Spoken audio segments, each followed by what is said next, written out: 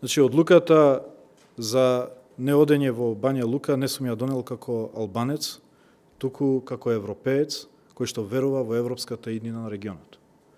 Стратегијата која што е донесена од Европската Унија предвидува перспектива на сите 6 земји од регионот за членство во Европската Унија и еден од предусловите за да може овој регион да стане дел од Европската Унија, вели е помирувањето. И еден од 6 носечки иницијативи на стратегијата е помирувањето.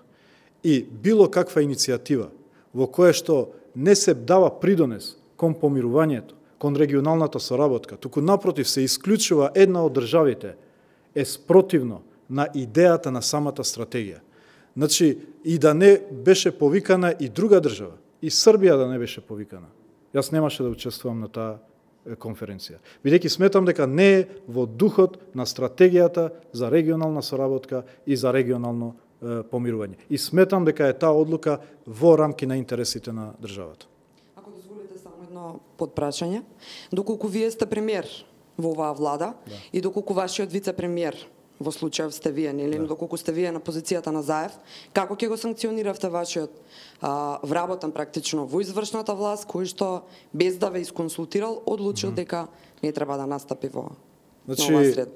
Јас кажав дека мојата одлука е согласно интересите на државата, а интересите на државата се во рамки на стратегијата која што ја има објавено Европската Унија, а која се однесува на регионална соработка. Присуството би значило оштетување на интересите на државата.